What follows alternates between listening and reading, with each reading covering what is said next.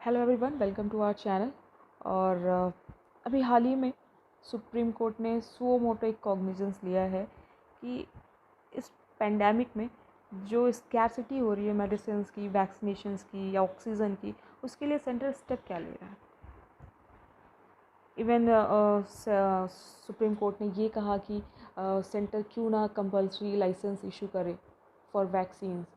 और कई वैक्सीन्स हैं, उसके लिए क्यों कंपल्सरी लाइसेंस इशू नहीं करी है। हो क्या रहा है एक्चुअली कि गवर्नमेंट ने छूट दे दी है कि जो भी फार्मेसी कंपनी है कि वो अपने हिसाब से जो भी रेट चाहें वो उन पे रख सकती हैं। तो ऐसे प्राइवेट पार्टीज़ को, एंटिटी को ऐसे छूट देना सुप्रीम कोर्ट का थोड़ा सा ये भी कंसर्न था। तो बेसिकली सुप्रीम कोर्ट ये चाहता है कि जो भी वैक्सीन्स हैं उस पर कंपल्सरी लाइसेंस इशू करा जाए, कि उसके वजह से इस पेंडेमिक ये सही वक्त है जहाँ पे इस कंपल्सरी लाइसेंस का महत्व सामने आता है कि आप इस समय इस पेंडेमिक में जहाँ हज़ारों लोग मर रहे हैं और लाखों में नए केसेस आ रहे हैं, तो कब वो टाइम आएगा जब वो कंपल्सरी लाइसेंस इशू कर सकता है। तो this is the correct time to issue compulsory license for vaccines and all. So आगे बढ़ते हैं और देखते हैं क्या है provisions in our acts regarding the compulsory license. So let's start. So first thing कि जो मेडिसिन एंड ऑल होती है या फिर कोई भी इनोवेशंस होती है वो पेटेंट के अंदर आती है। कोई भी चीज़ है, आप कोई नई चीज़ इवॉल्व कर रहे हो, कोई नई चीज़ ला रहे हो एक दुनिया में जो कि पहले लोग उसके बारे में नहीं जानते थे, तो वो क्या होता है, एक इन्वेंशन होता है। और इन्वेंशन के लिए हम पेटेंट ग्रांट करते हैं और पेटेंट जो है वह हमारा पेटेंट एक्ट है, उसमें उसके लिए राइट्स का प्रावधान है। So basically what is patent? Patent is an intellectual property. जैसे अब इंटेलेक्चुअल प्रॉपर्टी क्या होता है? Basically intellectual property creation of mind, जो आपके दिमाग से कोई चीज़ की उत्पत्ति हो रही है जिसमें आपके दिमाग की क्रिएशन लगी हुई है। मतलब बेसिकली आप माइंड अपना यूज़ कर रहे हो, कोई ऐसी चीज़ नहीं बस उठा लिया हो गया। जहाँ पे आप अपना माइंड यूज़ करें उसको बोलते हैं क्रिएशन ऑफ माइंड, और दैट इज़ इंटेलेक्चुअल थिंग। तो जो पेटेंट है, first thing invention, second thing patent, and fourth thing third thing intellectual property. So patent एक इंटेलेक्चुअल प्रॉपर्टी है जो कि प्रोटेक्शन मिला है पेटेंट को अंडर पेटेंट एक्ट। जानते हैं WIPO ने क्या कहा था, क्या डेफिनेशन दिया है रिगार्डिंग पेटेंट। तो WIPO ने कहा, a patent is an exclusive right granted for an invention which is a product or a process that provides in general a new way of doing something or offers a new technical solutions to a। क्या मतलब है कि patent एक intellectual property है। Okay, patent एक exclusive right है जो inventions के लिए दिया जाता है, चाहे वो किसी प्रोडक्ट का इन्वेंशन हो या फिर आपने कोई प्रोसेस का इन्वेंशन करा है। सपोज कोई चीज़ है, पहले वो किसी एक पर्टिकुलर प्रोसेस के थ्रू होती थी, अभी क्या हुआ, एक नई प्रोसेस हमने लाई जिसमें वो चीज़ थोड़ा डिफरेंटली और नए तरीके से करी जा रही है, तो उस प्रोसेस को भी हम इन्वेंशन मानते हैं। ओके, सो अब हम देखते हैं कि एक्चुअली पेटेंट का ऑब्जेक्ट क्या है। What is the objective of granting a patent? सबसे पहली चीज़ कि पेटेंट का इकलौता जो मकसद है कि जो भी नए इन्वेंशंस हो रहे हैं उनको इनकरेज करना। मतलब जो टेक्नोलॉजी एडवांसमेंट है, इनोवेशंस हैं, या फिर आप डेवलपमेंट कह दें या रिसर्च कहें, या फिर कोई नई चीज़, उसको हम मोटिवेट करते हैं, इनकरेज करते हैं कि ऐसे लोग सोचें। और अगर कोई सोच रहा है, किसी चीज़ पे काम कर रहा है और जो सोसाइटी के लिए हेल्पफुल है, यूज़फुल है, उसी चीज़ को हम प्रमोट करते हैं। अगर हम प्रमोशन नहीं या फिर हम एनकरेज नहीं करते हैं इन सब चीज़ों को, तो कोई क्यों करेगा? सबको लगेगा फालतू है, मैंने इतना मेहनत किया और कुछ मुझे रिटर्न नहीं मिलता।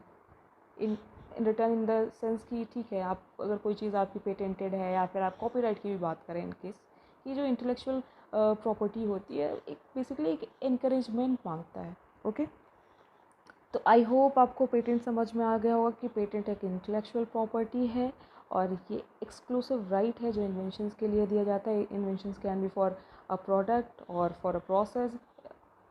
ओके, सो अब मेन मुद्दे की तरफ बढ़ते हैं कि एक्चुअली हुआ क्या। तो जैसा मैंने बताया कि सुप्रीम कोर्ट ने कहा कि कंपल्सरी लाइसेंस आप इशू कर सकते हैं फॉर वैक्सीन, और एक may be free of cost या फिर एक मिनिमम अमाउंट पे आप लोगों को वैक्सीन दे सकते हैं। तो अब आती है बात कि कंपल्सरी लाइसेंस क्या होता है। तो देखिए, कंपल्सरी लाइसेंस का मतलब ये होता है कि ये ऑथराइज़ करता है किसी थर्ड पर्सन को कि आप जो पेटेंटेड है प्रोडक्ट या प्रोसेस, आप उसको चाहे बेच सकते हो, चाहे आप उसको बना सकते हो, ठीक है, या सेल कर सकते हो। उसको बोलते हैं, उस केस में बोलते हैं जब कोई थर्ड पार्टी जिसको आप ऑथराइज़ करते हो, ऑल्दो आप ओरिजिनल क्रिएटर नहीं हो उस इन्वेंशन के, बट फिर भी आपको ये लाइसेंस दिया जाता है कि आप इस चीज़ को बना सकते हो, बेच सकते हो, यूज़ कर सकते हो। उसको हम बोलते हैं उस केस में कि ये कंपल्सरी लाइसेंस इशू करा गया। इंडिया में जो पहला केस आया था वो था नाटको फार्मा वर्सेस बेयर कॉर्पोरेशन, जिसमें ये पहला केस था जिसमें कंपल्सरी लाइसेंस का यूज़ किया गया था प्रोविज़न। और अब बढ़ते हैं आगे कि एक्चुअली प्रोविजंस हैं क्या रिगार्डिंग कंपल्सरी लाइसेंस पेटेंट्स में। फर्स्ट सेक्शन जो है हमारा वो सेक्शन 92 है। ये बहुत ही स्पेशल प्रोविज़न। सेक्शन 92 क्या है? सेक्शन 92 ये बोलता है कि इसने गवर्नमेंट को एक power the. It enables the government to issue a compulsory license for the manufacture of patented drugs at any time in circumstances of national emergency, extreme urgency, public non-commercial use, including public health crisis। मतलब section 92 ये कहता है कि government एक compulsory license issue कर सकती है। किस लिए? कि आप जो पेटेंटेड ड्रग्स है उसके मैन्युफैक्चरिंग के लिए। लेकिन अब बात आती है कि कब ये कंपल्सरी लाइसेंस इशू करा जा सकता है। तो यहाँ पे केसेस हैं, कुछ सर्कमस्टांसेस हैं जब आप कंपल्सरी लाइसेंस इशू कर सकते हो। First is national emergency, and second one is extreme emergency, and the third one is public non commercial use. और ये सब इंक्लूड करता है पब्लिक हेल्थ क्राइसिस, जैसा कि अभी पेंडेमिक का टाइम चल रहा है। अब आगे बढ़ते हैं कि नेक्स्ट प्रोविजंस क्या हैं regarding the compulsory licence. Next provision है हमारा सेक्शन 99। इसमें क्या कहा गया है? सेक्शन 99 क्या कहता है? सेक्शन 99 में कहा गया है कि an invention is set to be used for the purpose of government. अगर इन्वेंशंस बनाया गया है, यूज़ किया गया है गवर्नमेंट पर्पसेस के लिए, चाहे वो सेंट्रल गवर्नमेंट हो, government can be any one, like central government, state government या फिर गवर्नमेंट अंडरटेकिंग। तो आई होप ये सेक्शन आपको समझ में होगा। बेसिकली इसमें ये है कि जो भी इन्वेंशन है, ठीक है, अगर उसको use for the purpose of government. देखते हैं कि अगला क्या प्रोविज़न है रिगार्डिंग कंपल्सरी लाइसेंस। अपना अगला प्रोविज़न है रिगार्डिंग अंडर सेक्शन 100, जिसमें ये पावर दिया गया है सेंट्रल गवर्नमेंट को कि वो यूज़ कर सकता है इन्वेंशन को for the purpose of government.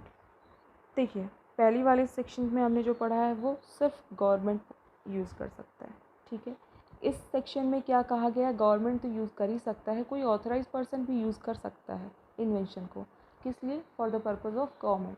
जैसे अब कोई इस टाइम पे अगर चाहे गवर्नमेंट तो किसी प्राइवेट कंपनी को वैक्सीन बनाने का ऑप्शन दे सकती है, और तो वो ऑथराइज पर्सन हो जाएगा इस केस।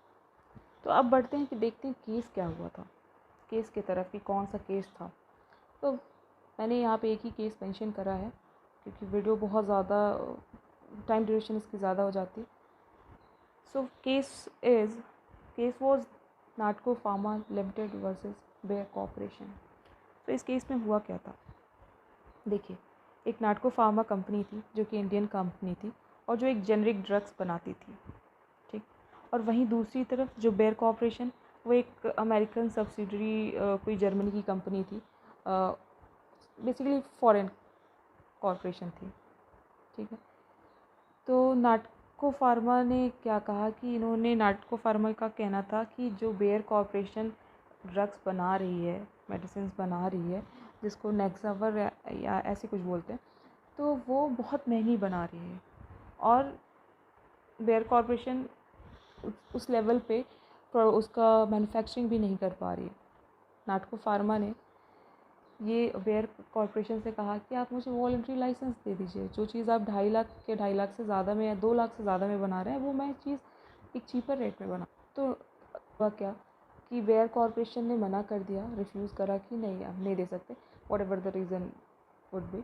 तो इस केस में क्या हुआ, जब नाटको फार्मा ने जब बेयर कॉरपोरेशन को अप्रोच किया और बेयर कॉरपोरेशन ने मना कर दिया, तो नाटको फार्मा गई कंट्रोलर ऑफ पेटेंट के पास, और उन्होंने फिर नाटको फार्मा ने अप्रोच किया for compulsory licence in accordings to section 84। सो आफ्टर सेटिस्फैक्शन कंट्रोलर जो थे पेटेंट के, उन्होंने अपनी सारी चीज़ें सेटिस्फाइड करी कंडीशंस एंड ऑल के साथ, फिर इन्होंने अप्रूव कर दिया, कंपल्सरी लाइसेंस इशू कर दिया for manufacturing of drugs Natco pharma के लिए। सो दैट्स ऑल, आज के लिए बस इतना ही, और कोशिश रहेगी कि इम्प्रूवमेंट लाऊं मैं, बिकॉज़ मुझे नहीं लगा कि मैं आज पर जो रिक्वायरमेंट मैंने ये वीडियो बनाया है और बना पाई हूँ। तो आई होप नेक्स्ट टाइम पे मैं पूरी कोशिश करूँगी और अच्छे फैक्ट्स के साथ आऊँगी। So thank you for